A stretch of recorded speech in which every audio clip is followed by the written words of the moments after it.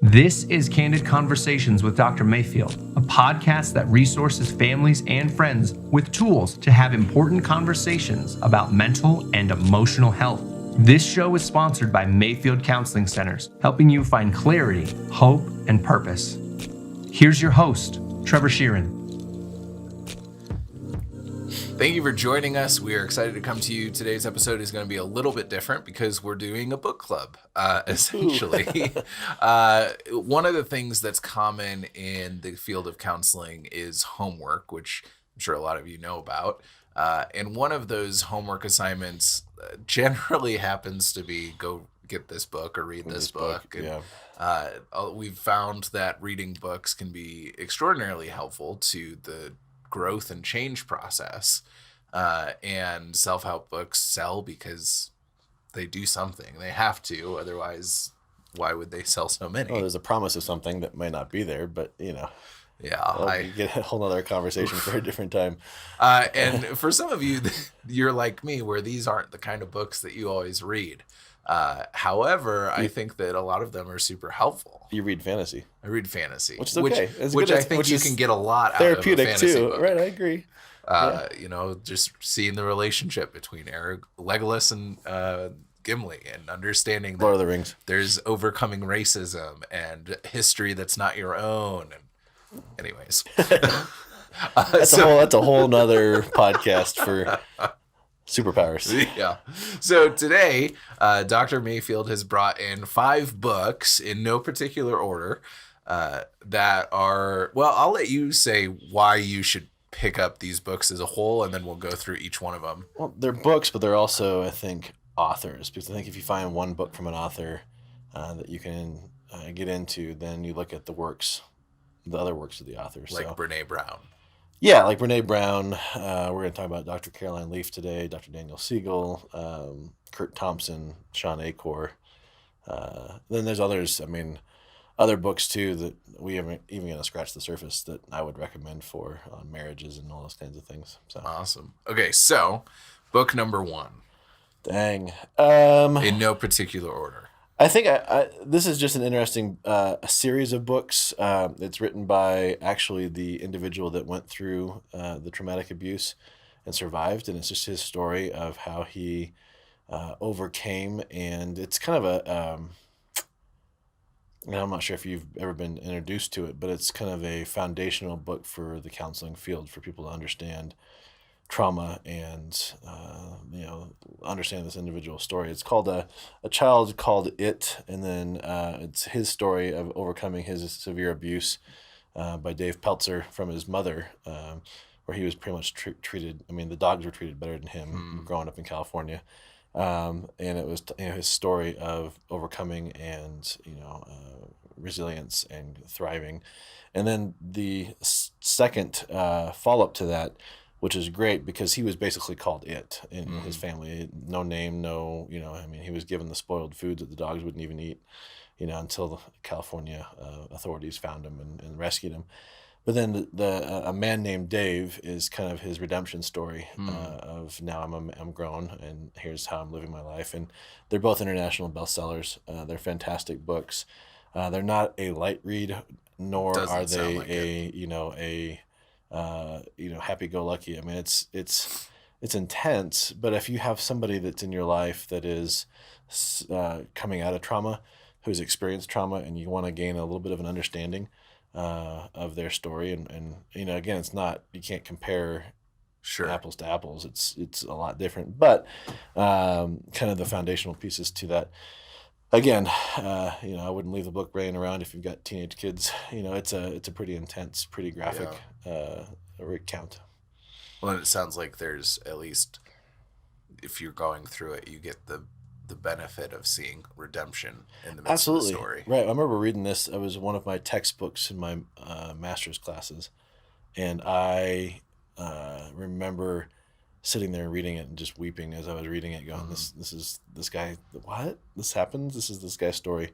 And then when a man named Dave came out, how many years later was it?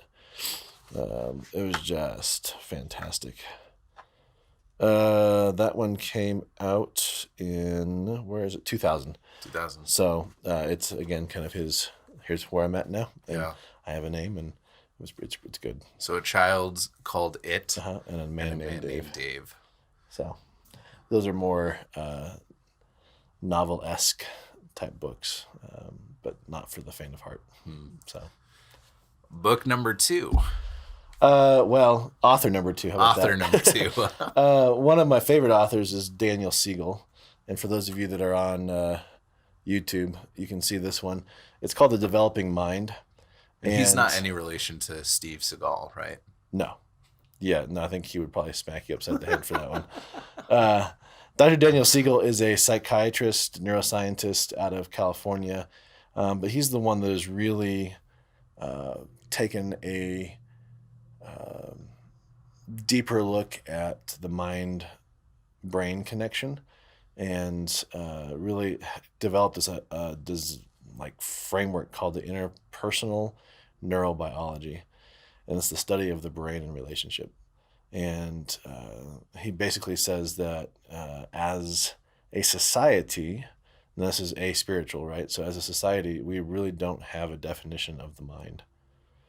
And as counselors, if somebody were to ask us, how do we define the mind? Most of us would look at them going, Or give the definition of the brain. It's a good question. Or yeah, give a definition of the brain, which is the physical part of us, but the mind is the non-physical part of who we are, and it's what helps us recognize emotions and helps us understand our spirituality and our, all those kinds of things. And so he does a really good job. And this is more of an academic book, The Developing Mind, but he takes a lot of these principles. So this is basically his treatise or thesis on the mind.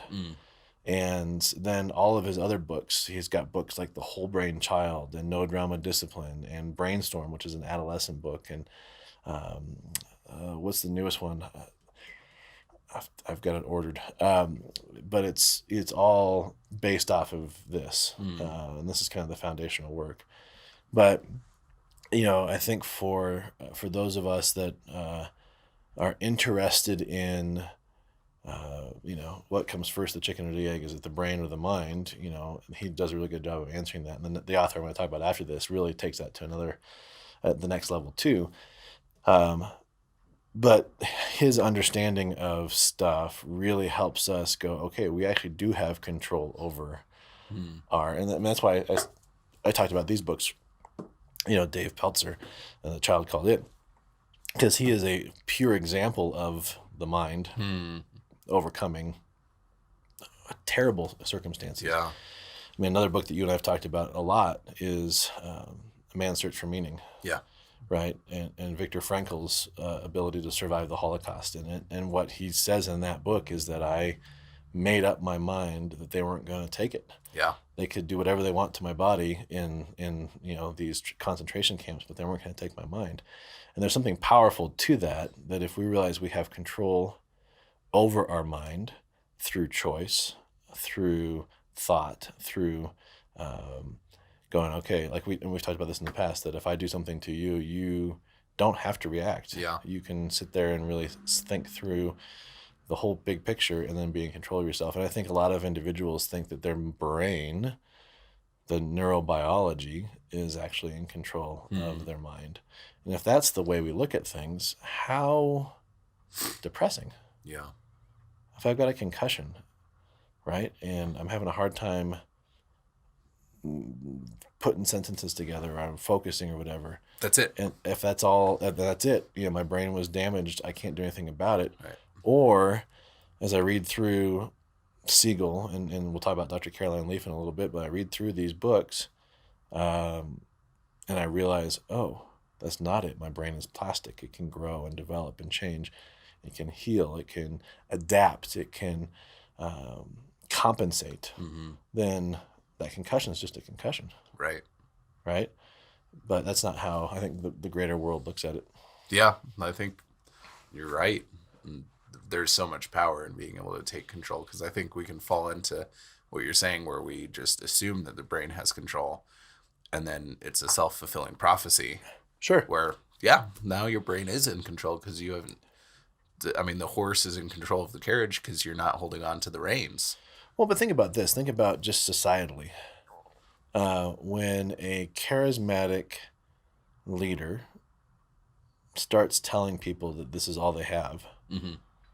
and they believe it, they think it, they believe it, now they're helpless. Now they're controllable. Now they're, I'm not going to get into a socio-political debate, but you think about across the timeline, even as far back as like Charlemagne or, some of the Roman Empire stuff to Manson to even Hitler, when we're convinced that we have no choice because our brain is our brain and we have no power over that. And we've been told that this is the way it is, and we don't hear it. I mean, this is the thing. Yeah. How many times have you worked with, or you've heard stories about, and I think you'll come into this as you do more counseling. But I've told numerous teenagers, hey, suicide doesn't have to be an option. They're like, wait, what? They just never, they've never thought that they're steeped in their depression. They're steeped in their mental struggle, right? And they realize that they think that's the best they can get. And when somebody tells them that doesn't have to be that way, it really challenges that paradigm. Yeah, the power of choice. I remember early on in this show, I talked about a conversation I had with my sister where I told her, you don't have to be friends with anyone. Right. Like, you don't have to. You can choose who you want to be friends with. And in her 16 years or whatever it was at the time, she'd never heard anybody say anything to that effect where she has the power of choice. Yeah, I don't have to come up to you and go, we're going to be friends. And you're like, oh, okay. Right. And yet we do that with so much in our life. Right. We're told or we're given something and, yep, that's the way it is. So if you're a parent of young kids, No Drama Discipline and The Whole Brain Child are really great Dan Siegel books that take this concept of the developing mind and apply it to working with smaller kids. If you've got teenagers going into adult, Brainstorm is a fantastic book that really helps take this idea of the developing mind and places it on the construct of a teenager. So, I mean, and then I think his newest book, like I said, I'll look it up and figure that out. But, just type in Dr. Daniel Siegel, and it's Siegel in Amazon or whatever comes up. But great stuff. Yeah. Book number 3. Author number 3. Author number 3. And this is no surprise to you just because of the impact that she's had in our community and on our practice. But Dr. Caroline Leaf is a fantastic cognitive neuroscientist originally out of South Africa, but she lives in Dallas now and has done a lot of her research through her own therapeutic processes, rigorous research. I think sometimes people call in to question her practices, and as you look at her stuff, it's evidence-based, it's rigorous, it's not kind of fly by the seat of your pants, but takes this idea that Daniel Siegel has talked about and goes, okay, the mind-brain connection. And she's Christian, she's has a faith, and really takes the connection of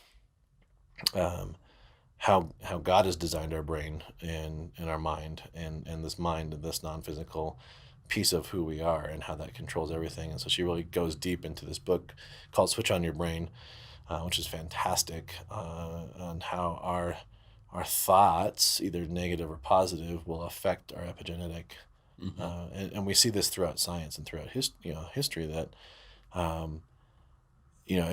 think about it for those of you that are listening, when was the last time you started getting a scratchy throat and you're like, oh crap, I'm sick. And then a day later you're full blown. Or, oh, I got a scratchy throat. Let me go get some echinacea. I'll be fine. And the sore throat lasts maybe a day or so, but doesn't progress deeper. Yeah. I mean, it's the power of how we think. But to even take this further, we look at some studies in cancer wards across this country, and a recent study, I think it's most recent studies are 3 or 4 years old. Right. So, the research has lagged. But that close to like 96% of those in the oncology, so a cancer ward, had unforgiveness and bitterness. What does that say about how our bodies, how our mind affects our bodies? I think I've shared this story before of a former client many, many years ago that I had that couldn't feel their legs when they came in. Right. And, went to neurologists and, spine doctors and all this kind of stuff, and no cause was found. And then once we figured out it was trauma related and working through depression, once we started working through that, the feeling in the legs came back. Yeah. Right? How do you explain that beyond the fact that our thoughts and how our mind really does control how we operate? And that's hard though. Like, and you and I have talked about this quite a bit, that it's not okay, I'm gonna wake up today and I'm gonna fix all this. It takes practice. It takes challenge. Dr. Caroline Leaf, has a 21-day brain detox in the back of her Switch on Your Brain, which really means that it takes around 21 days for us to create a new habit, to really lean into things. It takes persistence and consistency. Yeah. She's got that book. She's got, Eat and Think Yourself Smart, or Think and Eat Yourself Smart. She's got, Think, Learn, Succeed. But she's got a team of doctors that really help expand her research. And I really appreciate her too, because it fits a lot of what we do here at Mayfield Counseling Centers, is that we take a holistic approach. We don't diagnose first or second or even third. A lot of times we diagnose very minimally just for insurance purposes, but we don't diagnose to label. I think diagnoses can be a good framework for understanding somebody's struggles, but I disagree with the idea of putting it on somebody. We don't choose to go to medication right away either. It's a last resort type of thing. So her stuff is really good. Yeah. So book number 4 or author number 4? Let's do book number 4. Book number 4. I'm trying to think which one I'm going to do. I'm going to put these away here. This one, I think, has been really powerful for me personally, and I'll share a little bit why. It's called Living with Intensity by Susan Daniels. And going back to the diagnosis piece, most of you know my story of struggling with depression, anxiety, suicidality, and always feeling like I was kind of odd. I was an emotional kid. I was, felt things differently, saw things differently. But I was always, nobody could figure it out, right? And so I read this book probably about 3 or 4 years ago, and I almost wept throughout the whole thing, because it was like, this is me. And so Living with Intensity is this. It's a dive into the gifted child, and not from we look in our society, like if I were to tell you somebody's gifted, what would be your initial thought? Well, I think part of my first initial thought, like before I started getting more education around it, was like, so they're mentally disabled or handicapped. Like, okay, that was right. kind of the direction. That's one way, right? Yeah. That's one way. Another way, if you see somebody as gifted, is that they're super intellectual, right? So they're either got some disability, or they're super, super smart. And so we pigeonhole people into those two categories, where this giftedness is really a look at, and she talks about this in here, about Dabrowski's 5 intelligences of, we have emotional intelligence, right? You've met those people. I'm one of those people. I think you are too, to some degree, that can pick up on emotions in yourself, in the room, and it's uncanny. I can, it's almost like a party trick. I've done it before, and it's kind of vulnerable producing, but I could sit in a room and go, okay, I can tell you what everybody's feeling right now. That's emotional intelligence. And there's sensual intelligence, which is kind of the 5 senses, really, they can pick up on different things. Then there's intellectual, which is like, I'm going to be a savant in math or an engineer. Then there's imaginal. You met those people that have just a knack for fantasy. I would say that Brandon Sanderson has an imaginal intelligence, right? I mean, the guy produces some fantastic books. I would say that Tolkien and C.S. Lewis probably were intellectual and imaginal intelligences. And then there's psychomotor. And all of you have met those people that, you go, I'm a decent golfer. I'm going to go take my friend who's never played golf out and teach him how to hit the club. And in, 20 minutes, he's hitting it farther and better, or pick up the baseball bat and can hit, that's psychomotor intelligence. But in our society, we just really focus on the one. You think about our drive for success in our schools, where, right now, I think El Paso County is in the testing phase, and it's like, well, we want to see how smart our kids are. And that's how we base our funding. That's how we base all, ridiculous.